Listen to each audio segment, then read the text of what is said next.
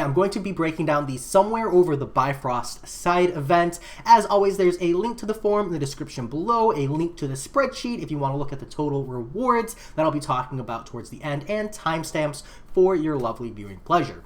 Before I jump in, if you're not uncollected yet, then the way you'll be doing this event is essentially you jump into the first tier, you go ahead and run that until you can afford your first casket, then you jump into tier 2 and you run that until you can afford the second casket, and then you run tier 3, and you keep doing this until you get to a tier that you can no longer complete.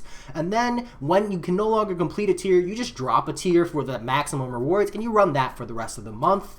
But if you are uncollected or higher, you're going to want to go ahead and claim tiers 1 through 5. You can collect caskets 1 through 5 right out the gate and jump straight into tier 6. You're going to want to do this to get maximum rewards because there is a limit 35 entries into the quest. So for uncollected and higher players, you start at quest tier 6, and in addition to extra rewards, you get something called Uru fragments. I apologize if I'm mispronouncing that. And then you're going to use those fragments to unlock the next tier by buying a casket. I have that breakdown here. Let me zoom in to make that easier to look at. So essentially, when you're running quest tier 6, you're going to run this one 5 times. This is going to give you a total of 50 Uru, which you need 50 to buy the casket, and then that's going to move you into next tier. For tier 7, you're going to run this 6 times because you need 60 Uru, and that's going to move you into tier 8. For tier 8, you're going to run this 8 times. That's because you get 80 Uru this way, and this is going to put you at 75 needed to move on to the next tier. And then once you're in tier 9, you're going to run this 9 times because this is going to give you an additional 99 Uru, and you need 100 to buy the next casket, but you have 5 left over from tier 8, so technically you really only need 95, and this is going to put you at tier 10. And when you run tier 10, you're not worried about unlocking any more tiers. You're just going to run it 7 times to maximize your rewards. And that's the event. Beyond that, essentially, you're getting your rewards in 2 major forms. One, every time you go to unlock the next tier by buying these caskets, you're going to get a big chunk of your rewards. This is going to be sizable and it's going to feel good, especially as you start reaching the later tiers. For example, in tier 8, when you buy the casket 8, you get a 5-star Nexus Hero Crystal. So that's where the hype comes from for that. And then the second part is when you're running the quest every day, you're going to get minor amounts of rewards.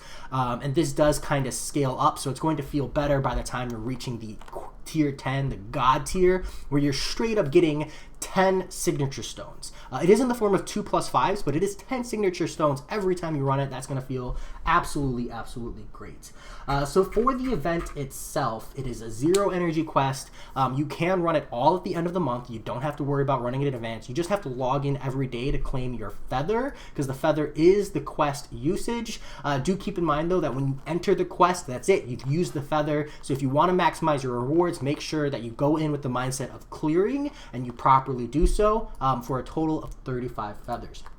Now, as far as rewards go, the rewards this month actually look really, really great. Do keep in mind that it is a 5-week month, so I do foresee us going back down to normal rewards after this month, but this time around they do look absolutely stellar. So excluding a lot of the lower stuff, for those of you who are uncollected and above, you are getting 2 4-star crystals plus a legendary crystal, which I've marked as a 4-star because for 80% of you it will be. For 5-star crystals, you're getting 2 1/4 5-stars plus a Nexus 5-star, so that's exciting. For 6-star crystals, you're getting half a 6-star crystal. For tier 4 basic, you're getting 4.5. I have listed here. That math might be wrong, but that's what I have listed. For tier 5 basic, you're getting 1.09. For tier 1 alpha, you're getting 3. For tier 2 alpha, you're getting almost 2. Not quite. I might have botched the math here, but almost 2.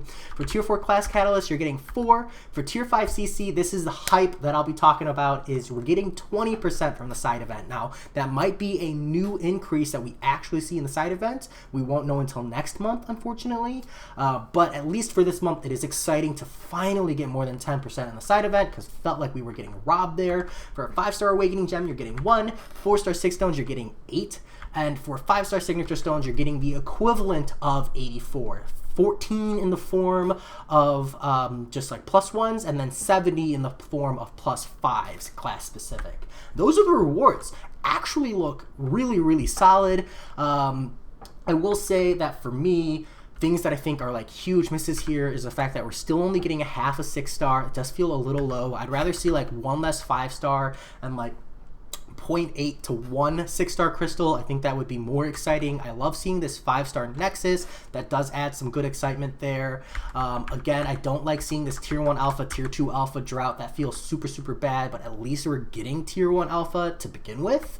I do like seeing the tier 4 CC, but in recent months we've seen selectors, and I would like to see selectors here as well. This is not the entirety of the rewards for the month. We do have some solo objectives coming up, but we don't have that information, so they could be super exciting, they could be not super exciting, considering that the brackets are literally proven and higher or contender and below. So I'm gonna bank probably on a little less exciting, but you never know.